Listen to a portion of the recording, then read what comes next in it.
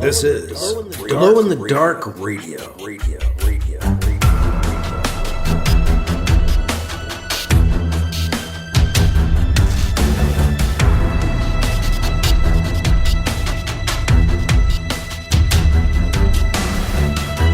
The science fiction podcast with original independent science fiction written and performed by Mike Luoma, with music by Kevin MacLeod.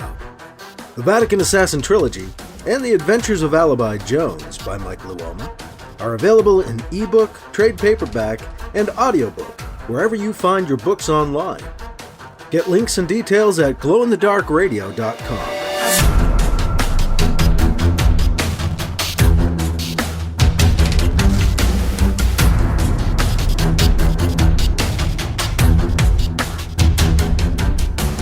This is the Science Fiction Podcast, Glow in the Dark Radio.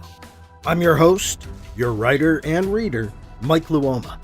And I've got The Adventures of Alibi Jones about to get underway. This is the beginning of The Adventures of Alibi Jones as we embark on an adaptation of the Chronological Omnibus. This is a 44-hour plus audiobook that has just come out. I have just released this new audiobook, The Adventures of Alibi Jones, Chronological Omnibus, and it is all of Alibi Jones's adventures thus far in chronological order. So if you want to get in on that, you can, of course, just pick up the audiobook.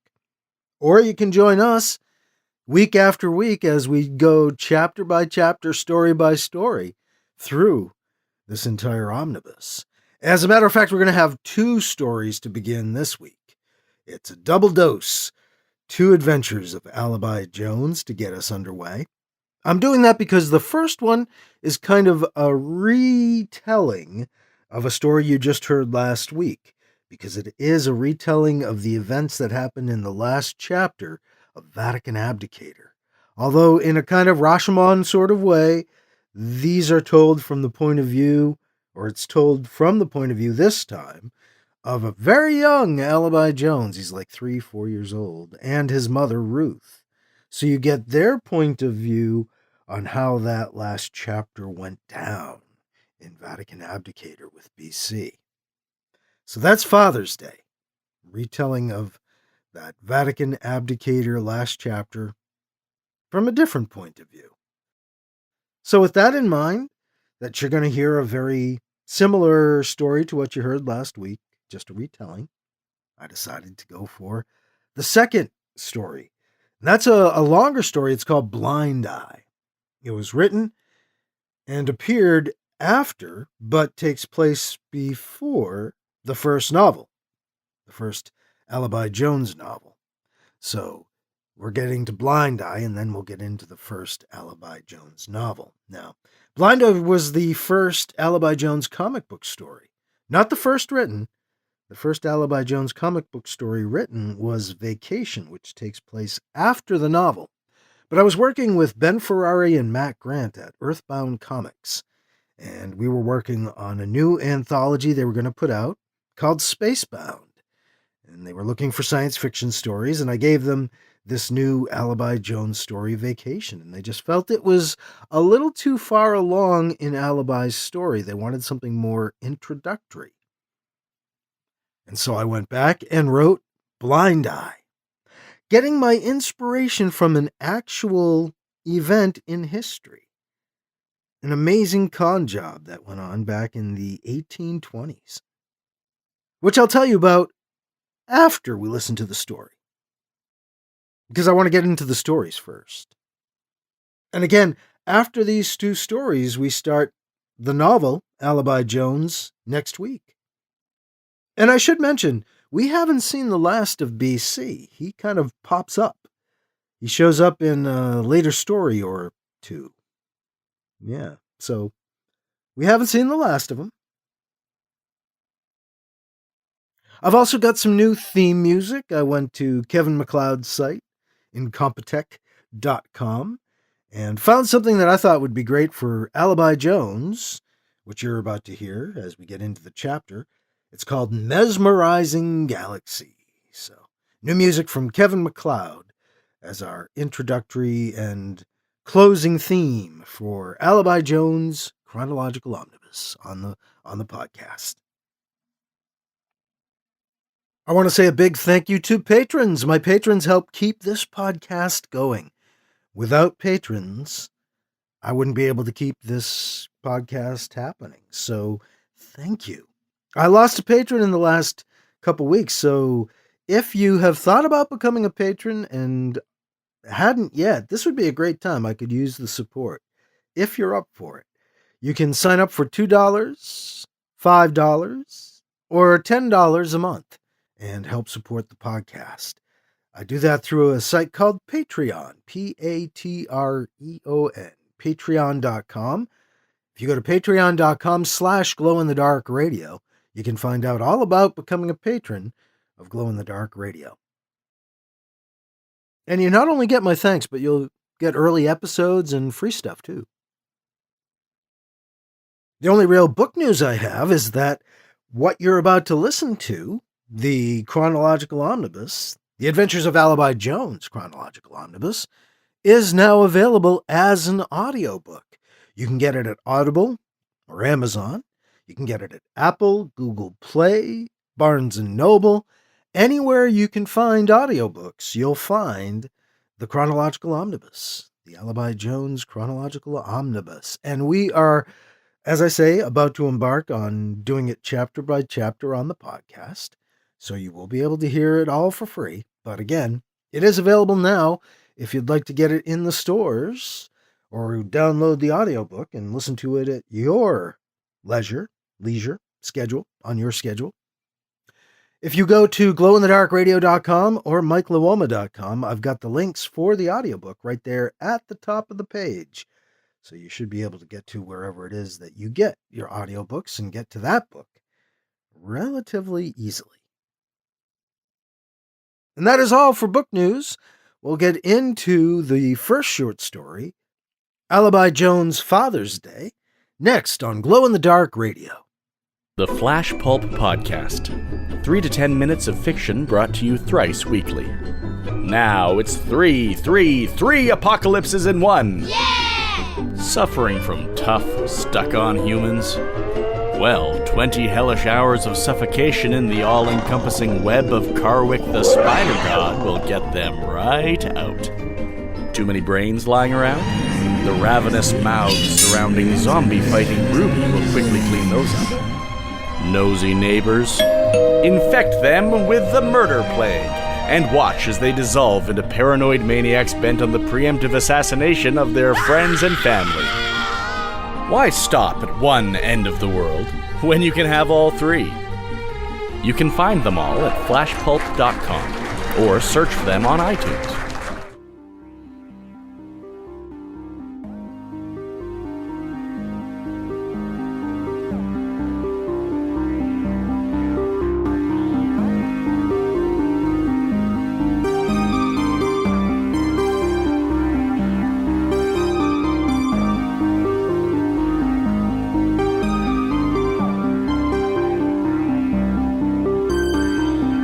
Now here's Alibi Jones' Father's Day on Glow in the Dark Radio.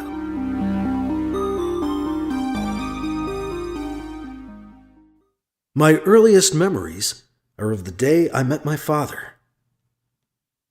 At the foot of a flight of white marble stairs, a slightly disheveled, harried-looking young woman of Asian heritage leans over a small young boy with dark hair, stretching out her arms to straighten his tie.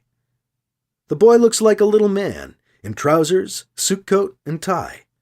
The woman wears a long, age-worn raincoat. She straightens and clutches the front of the coat to keep it closed.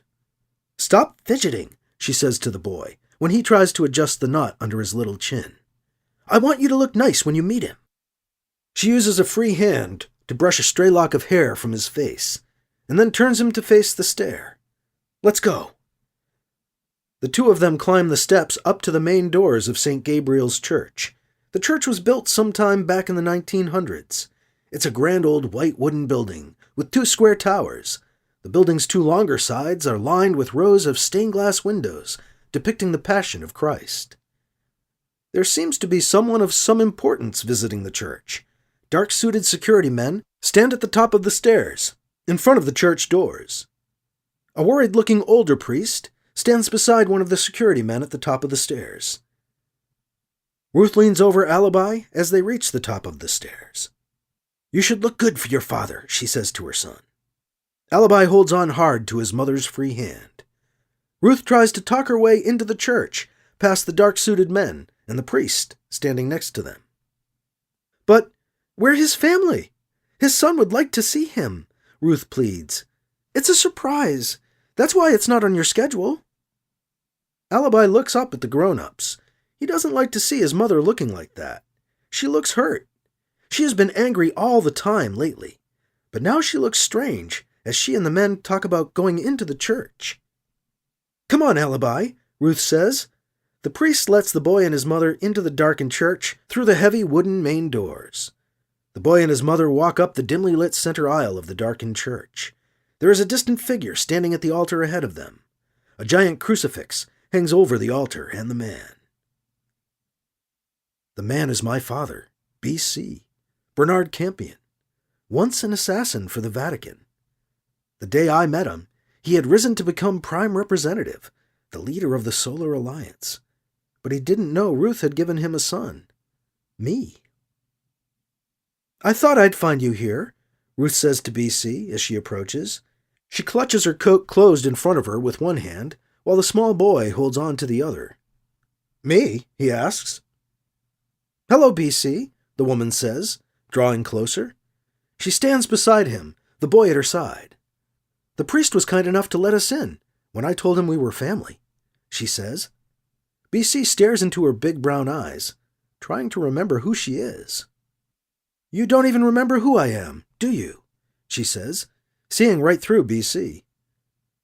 "I'm afraid I don't. You look familiar." "We were once close," she says. She looks down at the boy. "Quite close." She shakes her head. "This won't do at all," she says to herself, more than B.C. "I was your alibi," she says to B.C.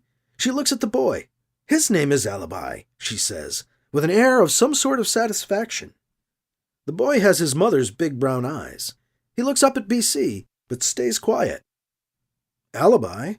Oh my God, Kim's daughter! Ruth? Ruth!" "You remember!" she exclaims, and a weird smile creeps across her face. "I thought you were dead. Your father told me you had died." B.C. remembers that Kim himself is dead now. "I'm sorry about your father," he tells her. She frowns, and then looks down at the ground at her feet. "You should be sorry," she says. She looks back up at B.C. "You have lots and lots to be sorry for, B.C., she tells him, practically spitting out the word sorry.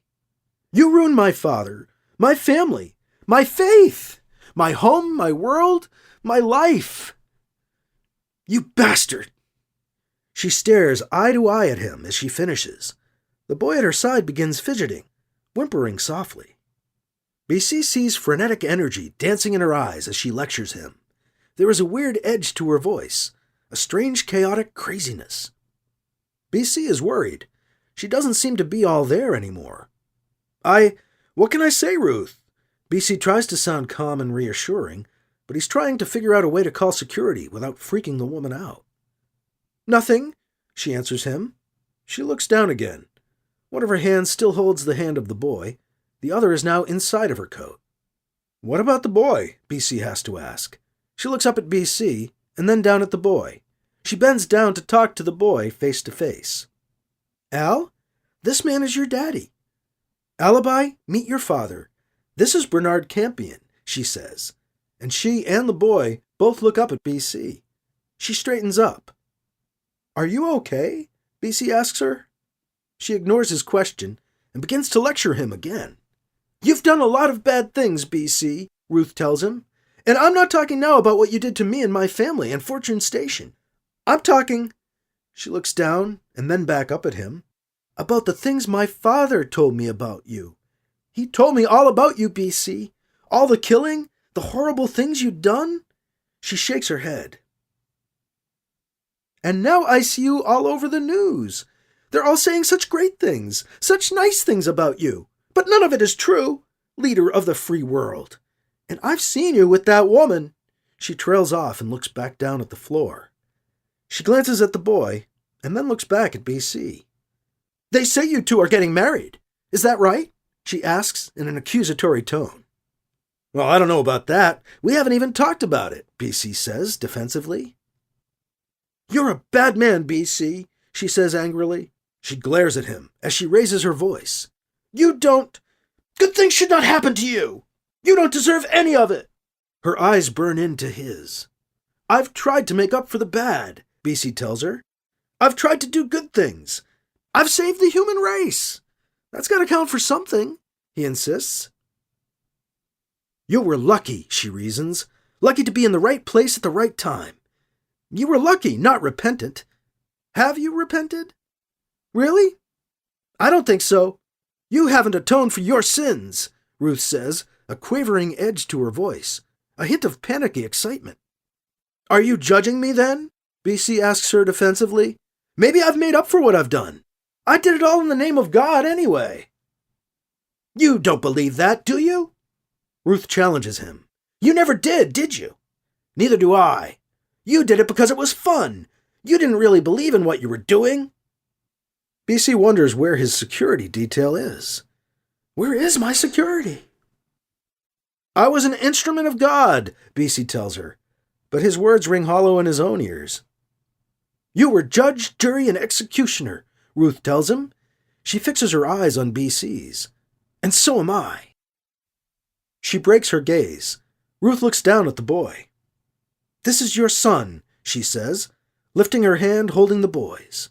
Her other hand comes out of her jacket, holding a .38 pistol. "And this is a gun." She pulls the trigger. Bang! There is a stunned silence. Ruth just shot BC in the stomach. Bang! Bang! Bang! BC hits the floor, on his back, his stomach on fire.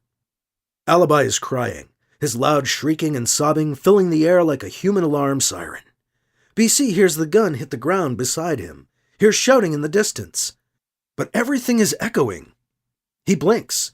He sees Ruth standing next to the crying boy. She stares off blankly into space, arms hanging limply at her sides. The world begins to move in slow motion for BC. He watches his security officers rush up behind Ruth. One grabs her in a secure hold, pinning her arms. The other one leans over BC, kneels beside him. "Prime Representative." "Stay with me, Prime Representative," the man yells. But he didn't stay. He was already gone. They took my mother away, too. The security guard drags Ruth away. Alibi stands crying next to his now dead father. The security guard with BC looks over sympathetically at Alibi. He calls over to the other guard. "Call Anita Capituna," he says. Let her know. He's gone. And tell her there's a kid here." My earliest memories. Wish they'd go away. But some things etch themselves permanently on your brain, whether you want them there or not.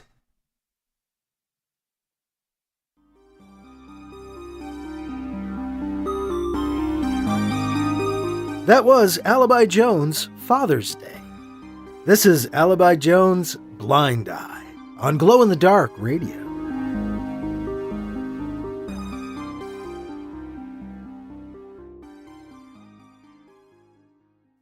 Solar Alliance Cruiser B, you are cleared to break orbit. Thank you, Her Control, Alibi says. This is Alibi Jones, Solar Alliance Mediation Corps Cruiser B, out. Alibi Jones pilots his Solar Alliance cruiser, a smaller spacecraft, up and off of Her, the homeworld of the cat-like alien race, the Dakur. He sits on the bridge, surrounded by the glowing array of heads-up displays and controls of the cruiser, and feels a bit of a glow himself. Not bad. A successful mediation. He sets his navigation system to line him up on the nearest transspace jump point. The Flays rep even decided to stay on for some vacation time on her. That's got to be a good sign. For the first time in days, Alibi allows himself a smile. Even keeps it as he catches himself grinning like an idiot on the outgoing comm feed. Alibi Jones is a good-looking Asian-American kid in his mid-20s, with short black hair. He's about 5'10", in decent shape, and fills out his white and blue Solar Alliance uniform jumpsuit pretty well. Alibi has been on her, working in his capacity as a mediator for the Solar Alliance Mediation Corps. He just finished his assignment, helping seal a trade agreement between the feline-appearing Dakur and the angular bony aliens known as the Flays, not known for their transparency. The mediation did seem to be a success. The Dakur were able to come to a trade agreement with the Flays. The Dakur impressed me. I think we'll be able to get along with them.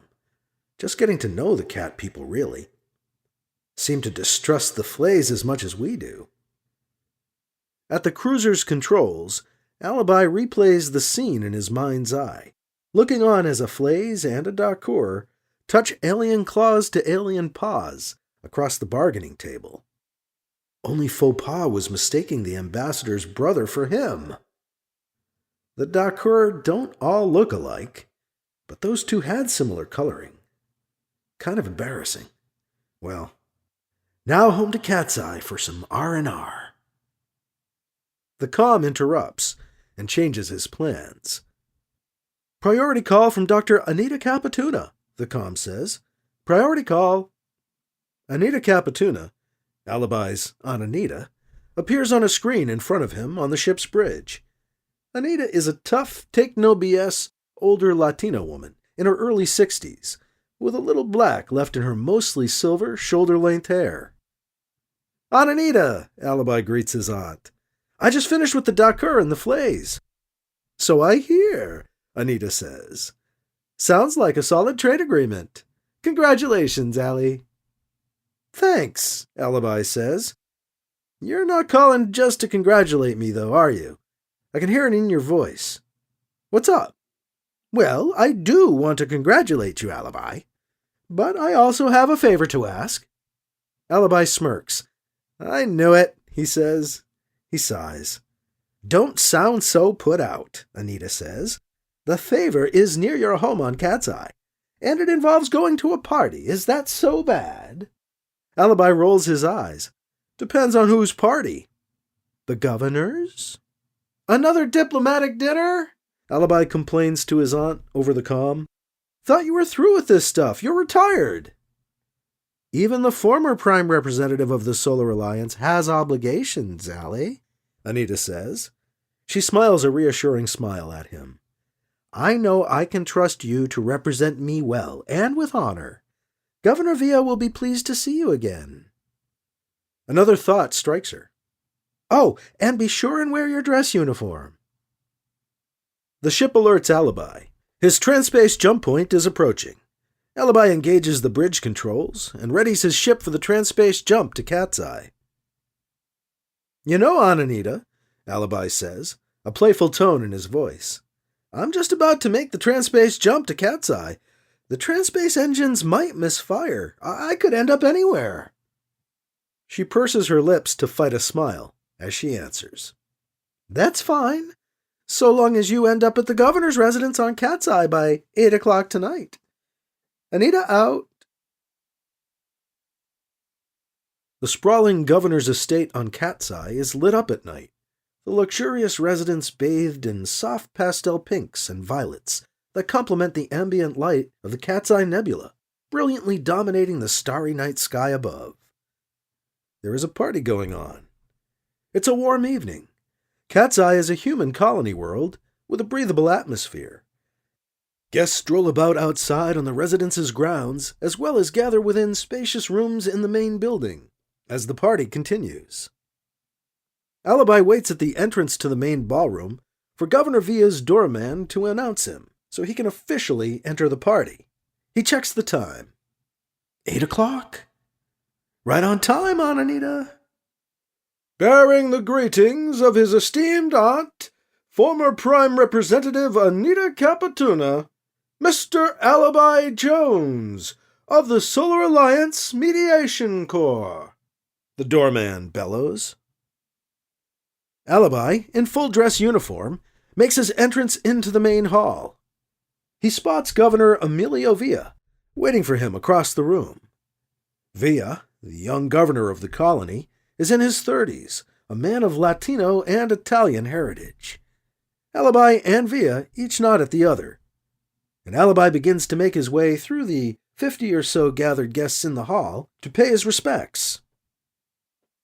Always in style in his Solar Alliance Interplanetary Force dress uniform, Alibi notes that fashion here on Cat's Eye seems to have taken a sort of neo-Victorian turn, a little steampunk. He politely winds his way through the aristocratic folk in their foppish finery. Many of the other guests are young, many younger than Alibi. The human population on Earth's colony worlds skews young, as evidenced here on Cat's Eye by the age of its governor.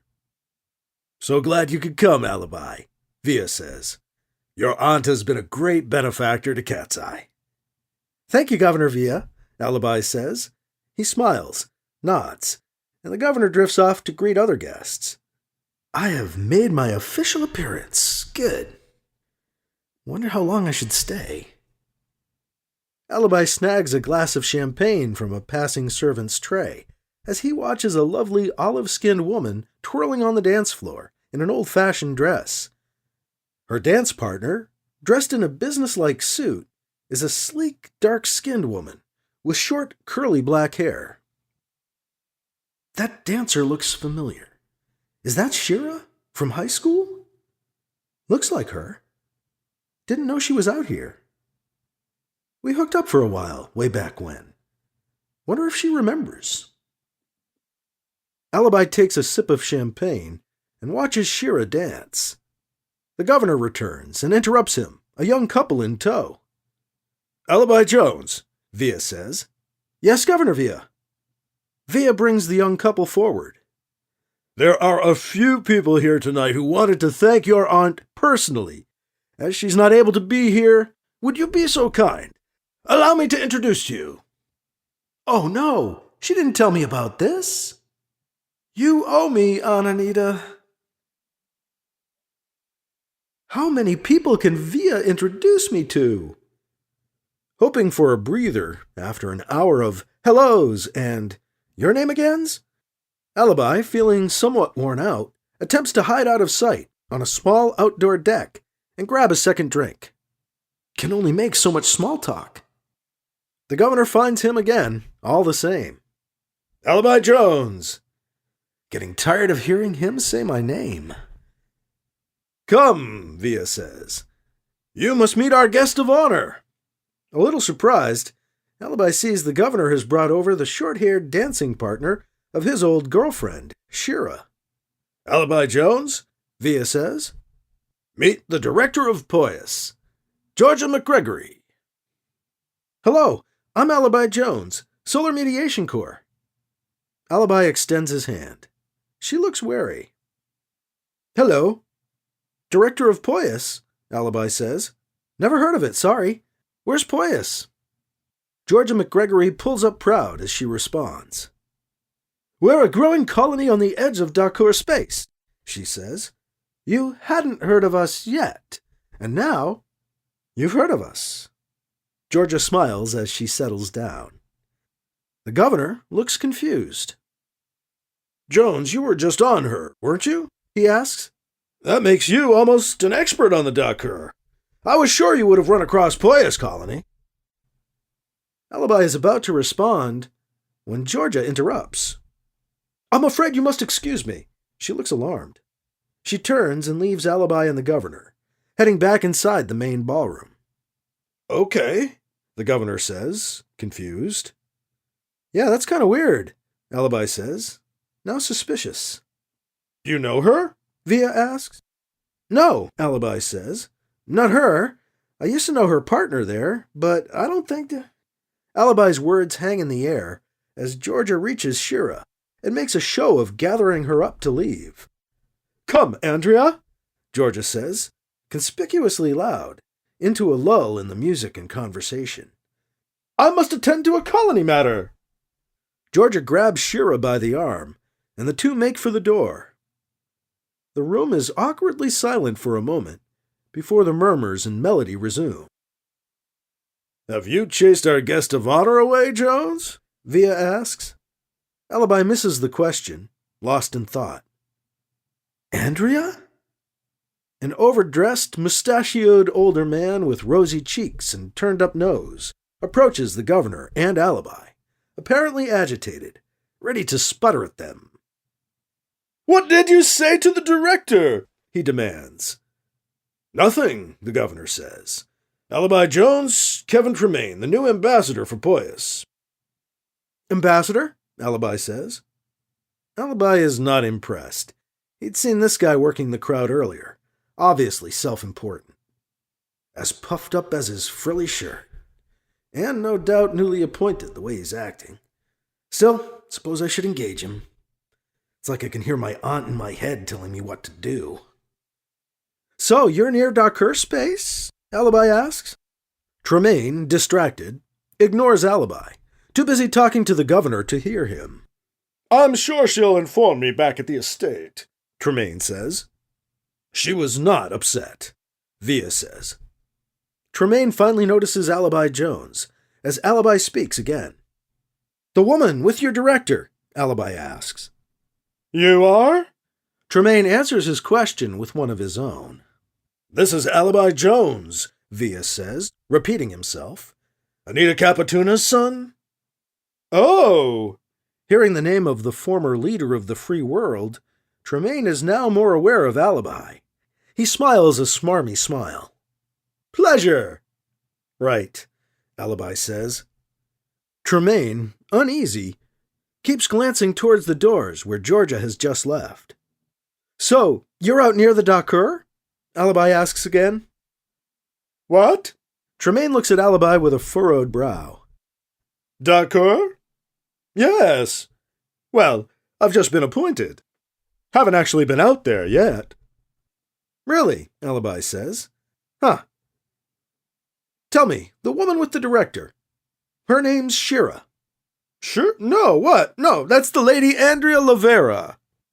Really, Alibi says. Oh. Would you please excuse me? Ambassador, the governor says with a nod. Looking uncomfortable, Tremaine nods back and leaves. Alibi tries to slip out as well. I should get going too, he says. The governor places his hand on Alibi's arm, holding him in place as Tremaine walks away.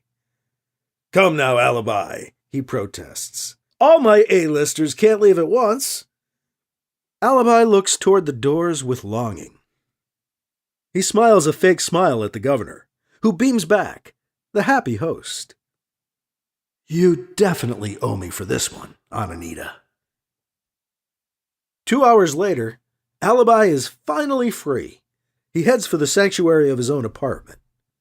That party drag on for a week, or was it just me? Back home, Alibi will finally be able to look into what's been bothering him. At least staying till party's end helped me find out more about Shira's new deal. Entering his apartment, Alibi activates a floating info screen, a heads-up display. As he takes off his dress uniform jacket and lays it down on the couch, he calls up information.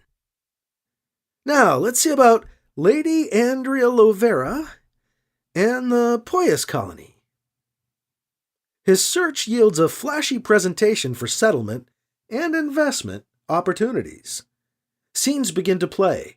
A large ship, presumably a colony vessel, reaching a blue-green world. A side screen pops up with Shira's face smiling out at him, his search on Lady Andrea Lovera.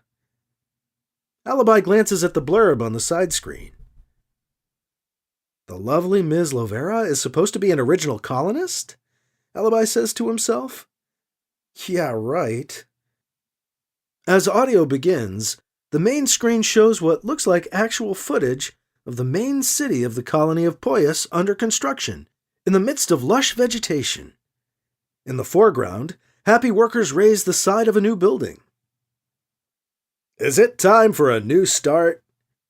The voiceover sounds familiar. Some famous old actor. Looking for the right place to raise your kids? This is Brady Thomas for the Poyas Colony, the growing human colony on the edge of Dakur space, and maybe your new home. A grizzled, gray-haired former action star appears, superimposed on the colonial footage. Thanks to a special charter from the Dakur King of Poyas, Director Georgia McGregory and her staff have grown the original, tiny, experimental Poyas colony into a near paradise. No place is perfect, but the Poyas colony comes darn close. It's a little off the beaten path. The nearby nebula does limit wand communication and makes a transspace jump point a little distant.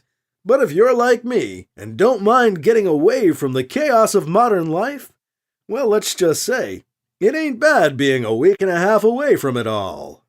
Mute, Alibi commands. Really? The Dakur King? What kind of crap is that? The Dakur don't have kings. Man, are they laying it on thick. Guess Poyas has a proactive PR staff. The main display continues to show idyllic construction vistas. Dates and departure info appears and floats superimposed over the image on the screen. Huh. Sent off a colony ship just last week. Takes a week and a half to get there? The presentation is showing simplified star charts for the colony. Looks like the Barrettson Nebula's in the way, he says to himself. Funny. Don't know of any colonies out there. Alibi sees the old actor is on the main screen again. What's he saying now? Mute off. 1,000 per individual, or just 750,000 Solar Alliance dollars for a family of 4. You can soon be living in your new home on Poyas.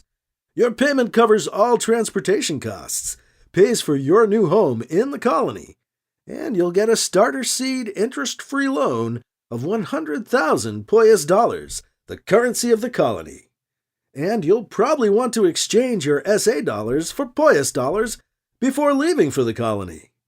The Poyas colony is also open to investment opportunities. Off, Alibi barks. The main screen blinks off, but the image of Shira still hangs nearby on the second, smaller screen. Investment opportunities? Yeah, I bet you are.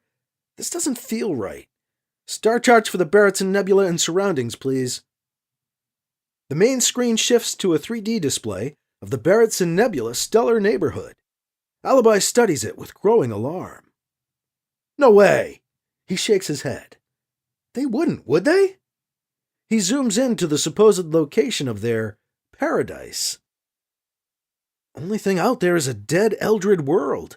Atmosphere poisoned with deadly toxins. Makeup unknown? Is that their Poyas? Alibi looks over at the side screen. What have you gotten yourself into, Shira?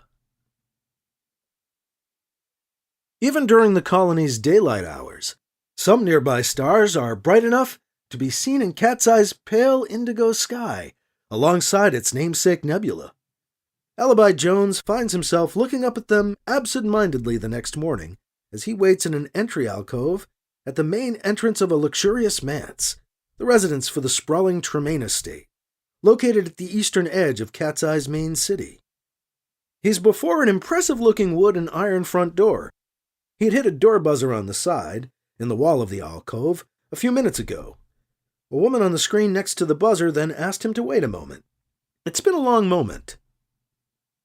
The woman reappears on the screen. Welcome to the Tremaine estate. Hi, this is Alibi Joe. He's cut off as she continues. The home of Ambassador Kevin Tremaine and residence on Cat's Eye. Alibi rolls his eyes. He doesn't care if she can see him. Of Poyas Colony Director Georgia McGregory and the Lady Andrea Lovera. Whom may I say is calling? This is Alibi Jones. I'd like to see the, Lady Andrea Lovera. One moment. After another long moment, this one about 10 minutes length, the big door partially opens. Shira peers out from the dim foyer beyond the door. Alibi can almost feel Georgia lurking there in the darkness behind her. Alibi, Shira says. Alibi Jones? You shouldn't have come here. Shira? Alibi asks. Or is it Lady Lovera? Georgia is there. She flings the door open and emerges with a gun in her hand pointed at Alibi. Shira cowers as she moves aside. Yes, Alibi, Georgia says. You really shouldn't have come nosing around. A little surprised, Alibi backs up warily and mentally prepares to defend himself. He raises his hands in at least a temporary surrender. Now that you have, she says, I must insist you come in. Georgia signals with her gun for Alibi to join them inside the manse. The women lead Alibi to an old-fashioned library in the estate. Georgia nods at an antique chair next to a roll-up desk. Sit down, she says. Shira, go get the duct tape. Alibi sits. Shira returns and starts wrapping Alibi and the chair with duct tape. Georgia keeps the gun trained on him. He stares at her until she frowns and starts talking. I knew you were trouble when I met you last night, she says. The Lady Andrea told me you were an old boyfriend, well. The jealous type, huh? Alibi sasses back. She's the only reason you're not dead already. Guess if you'd sentence a shipload of innocent colonists to death, you wouldn't hesitate to kill little old me, huh? Alibi says. Georgia scowls at him, angry. But Shira, next to her, seems alarmed and confused. What? Shira says. Tremaine shatters the moment, opening the library door and innocently interrupting. Director Georgia, Tremaine says, strolling into the room. Great news! Just heard from the colony ship over the relay. They're about a day out from Tremaine stops, alarmed at the sight of Georgia holding a gun on Alibi. Tremaine, you old fool, Georgia says, angry. Go pretend to be important somewhere else. The man looks truly confused. Director? Tremaine asks. Oh dear, what's going on?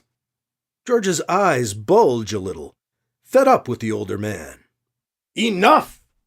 She shoots him. Fwash! The beam from her gun blasts Tremaine, doubling him over as if punched in the abdomen as he flies backwards from the impact. I won't let it all fall apart now, Georgia says, sounding slightly frantic and angry. Shira, get Aaron.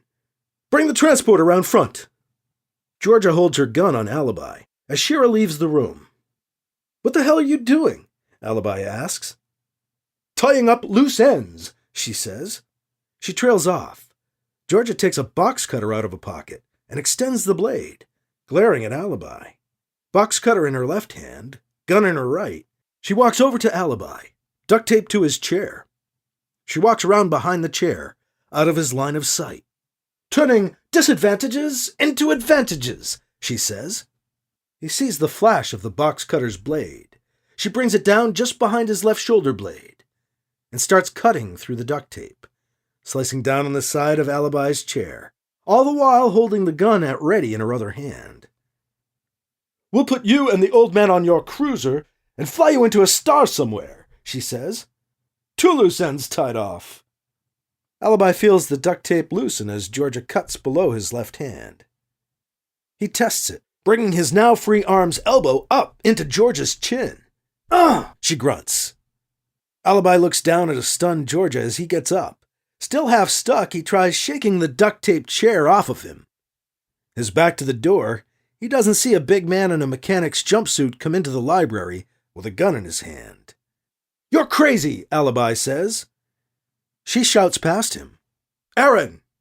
Aaron brings the butt end of his gun down on the back of Alibi's head, knocking him out with a thunk. Alibi emerges from unconsciousness, and though he can't yet see, the world again takes form around him.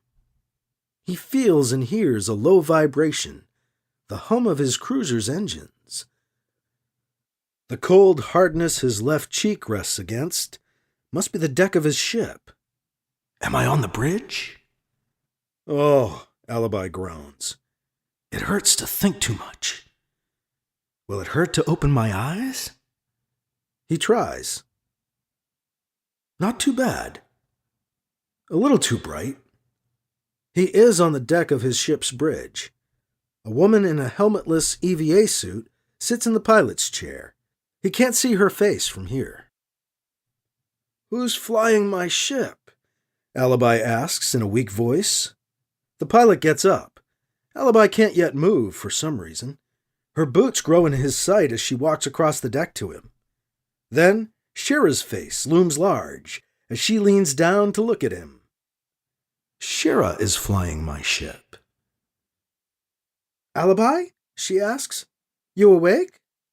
"What are you—" he tries to ask. It's hard to form the words. "Where are we going?"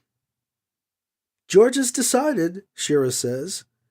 "Despite my protests, you've got to die, Alibi." "Great."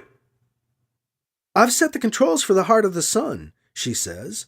She walks back over to the pilot's chair, sits down, and fires the cruiser's directional thrusters to bring the already much too large sun into view in front of them, so Alibi can watch it grow larger. The cruiser flies on closer toward the sun, with Shira at the controls. Beginning to shake off the initial fog of his concussion, Alibi tries to get up and realizes his hands are bound together with duct tape, ankles too. He still somehow manages to inchworm across the deck to the wall of the bridge behind the pilot's chair and props himself up so he can hold an actual conversation with Shira. "Been a while, huh, Shira?" Alibi says. "Yup," she answers, but continues to watch the controls in front of her. "How'd you get mixed up in this thing?" Shira sighs. "I got mixed up with her," she says. "She promised this would be the last game." "Game?" Alibi says, growing angry. "You have a shipload of people who think they're heading to paradise, about to land on a dead Eldred world with nothing to breathe but poison. You think that's a game? What's happened to you?" "Shut up," she snaps. "I didn't know that. About the planet they're going to, I mean. She said it was fine, just not as nice a place as we'd promised." Shira can sometimes be a little delusional, Alibi remembers. Convince herself of anything she needs to be happy. He wonders if he can get through to her. "The Eldred booby-trapped all their worlds when their race died out, Shira," he says. "That ship lands on that planet. Those people are all going to die." I know, she says. "Now." Good, she's listening. "Georgia didn't tell you that, huh?" Shira laughs. "Georgia?" she says. "Ha! Her name's not Georgia, it's Sanders. And no, she didn't tell me that. It's always been money games before. No one really got hurt, just their wallets." Shira turns back to look at Alibi. The sun looms behind her. "I'm not a murderer, Alibi," Shira insists. "Like she said, that's why you're still alive." "Well," Alibi says, "except that you're flying me into the sun. Oh, hey, where's Tremaine?" Shira stands up from the controls with her EVA suit's helmet in her hand and looks down at Alibi. "I helped him off the ship a ways back, before you woke up," she says. "And I'll help you now, if you'll let me." "What, off the ship?" She smirks. She leans over and cuts off the tape binding his hands. "Don't be an idiot, Allie," she says. "You've got 5 minutes before you'll hit the sun. I've got to get off now, before we're too close, and this suit's shielding won't protect me." Alibi starts to rip the tape off his ankles as Shira turns to leave the bridge. "You're getting off the ship?" he asks. "The controls are locked for the next 2 minutes," she says. "That gives me enough time to get off. And gives you enough time to get away, after they unlock, and before Georgia comes to get me." She disappears. Alibi stands up, using the wall to support his unsteady legs, stiff and sore from lack of use. Once up, he half walks over to, half falls into the pilot's chair. He calls up security cams to see where Shira went. Alibi spots her, wearing her helmet, in the ship's front starboard airlock. He opens the comlink. "You're sure she'll pick you up?" he asks. "I trust her," she says. The airlock open indicator for the front starboard airlock lights up. Shira floats out in her EVA suit. "I still love her," she says over the comm. She'll empty the Poyas accounts and then come get me. Alibi feels himself slowly regaining clarity. He squints at the ship's controls, trying to get his mental focus back. They are locked. Damn her. Shira floats into view outside of the cockpit of Alibi's cruiser, looking in on him.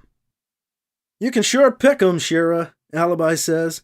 She laughs over the comm. Funny, that's what she said about you.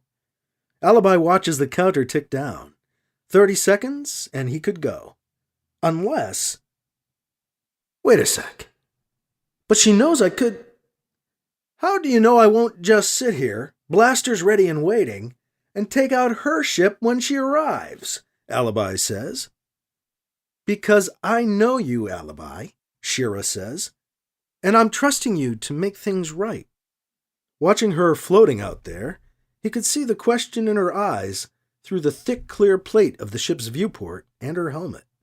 What she was asking him to do. The nebula's interference won't let you contact the colony ship from here, she says. But if you jump to the transspace point nearest the nebula right now, you'll be able to reach them over the relay and warn them not to land. The coordinates are preset in front of you there. Pushing off the outside hull of the ship, Shira starts floating away. Should be unlocked now, she says. You'd better get going. On the bridge, Alibi shakes his head at Shira's presumption and warms up the transspace drive. Damn, he says over the comm.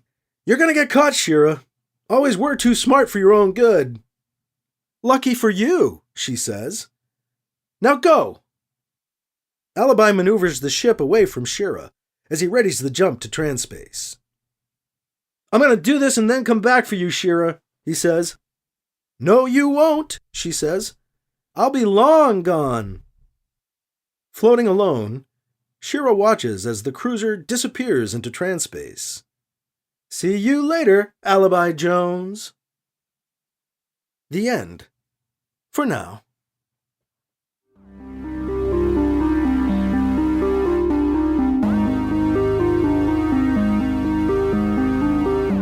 That was Blind Eye. Alibi Jones' Blind Eye, and before it, Alibi Jones' Father's Day. The first two short stories that begin the adventures of Alibi Jones' Chronological Omnibus, as we begin the omnibus here on the podcast. Alibi running into Shira, an old acquaintance there, and her significant other, Georgia McGregor. Now, this is actually based on a true story. I mentioned that as part of the introduction, but I'll tell you a little bit about the actual original events that went on here as we wrap things up after the stories. So again, this is based on a true story. There was a Scotsman named Gregor McGregor, who I changed to Georgia McGregor. But Gregor McGregor tried to lure investors and settlers in England and France to the fictional Central American territory of Poyas that he claimed to rule as a cazique. So that was Poyais, Poyas, and I just took the I out, Poyas. And so, yes, this was actually based on a true story. This happened in the early 1820s, and he actually got about 250 people to emigrate to this made-up country, this fictional country, in 1822 and 23. And of course, they found only untouched jungle when they got there. And more than half of them died. So, I mean, this was quite the confidence scheme, quite the con game. And this was, like I say, early 1800s, but he went back to Scotland and England and France and managed to make this con work for another 10 years. He milked it till about 1837. And they called it one of the most brazen confidence tricks in history. So when I was looking for the subject of a new short story, because the guys from Earthbound Comics, Ben and Matt, had said, yeah, we don't want to do that Alibi Jones vacation story because it's a little too far along in his adventures. We'd like something more introductory. Well, I went looking for inspiration and found an actual true event that I could base my Alibi Jones short story off of. So that's how that story came about. Blind Eye, based on actual events, although it is science fiction. Now we are going to get into the actual Alibi Jones novel, the first novel, on our show next week. So we'll be beginning the chapters of that and roll those out one at a time. Now, I mentioned the Alibi Jones short story Vacation, which I wrote originally as the first Alibi Jones comic book story. That actually takes place after the novel, and it actually became a comic book story. I did put it out as one. And we'll hear an audio adaptation of that after this novel, a little further down the road. So that's how these things unfold. It's all in chronological order. So no matter where the short story takes place, it'll take place at that point in what we're presenting. In the chronological omnibus itself, there's one short story, Alibi Jones In Over His Head, which actually takes place in the middle of chapter 14 of Alibi Jones and the Sunrise of Her. So we actually stop the chapter, do the short story, and then pick up the chapter again after. So there's that to look forward to. But yes, all of Alibi Jones's adventures coming your way over the next year or so, maybe longer. And then I hope to have something new, which should be all done by then. I'm hoping. Because I'm working on the new Alibi Jones book, the new novel that's the sequel to The Starseeds of Earth, right now. And if you're a patron, I just might have some new Alibi for you before you hear it here on the regular podcast. If you'd like to become a patron and help support this podcast, you can do it for $2, $5, or $10 a month through patreon.com/glowinthedarkradio. Or just go to my site, mikeluoma.com, MikeLuoma.com, or glowinthedarkradio.com, and click the link that takes you to Patreon. You know, right now at the top of my page, either of those links, you'll get the links to this audiobook that we've just embarked upon. The 44 plus hours of the Chronological Omnibus, The Adventures of Alibi Jones Chronological Omnibus. So if you want more info about the new audiobook, you can go right to those pages, my pages, as well. Well, this has been a huge episode. Next week, I'm going to give you a couple things, because Alibi Jones, the novel, has a preface and a chapter 1, so you will get both of those as well. So it's probably going to be a little bit larger sized next week as well. If you're brand new to the podcast, thank you for checking it out. I hope you enjoy these adventures with Alibi. Of course, you can go back and listen to the Vatican Assassin trilogy if you'd like. It's all for free on this podcast.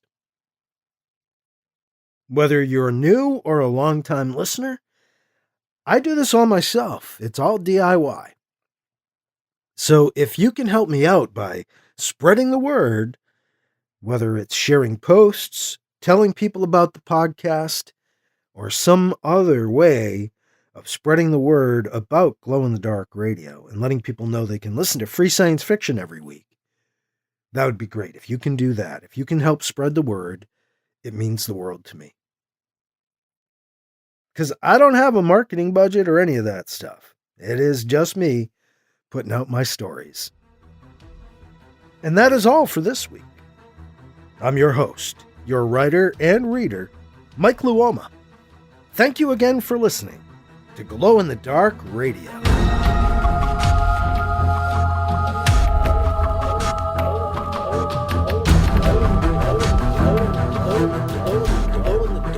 Glow in the Dark Radio.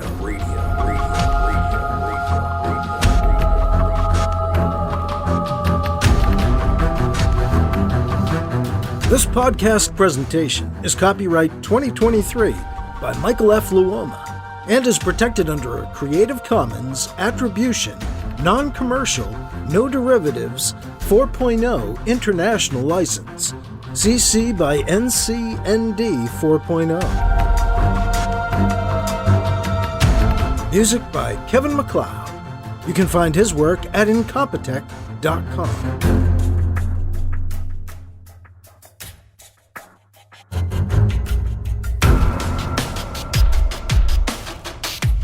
Mike's books are available in ebook, paperback, and audiobook, wherever you find books online. Get links and more details at glowinthedarkradio.com and MikeLuoma.com. This has been a presentation of Glow in the Dark Radio.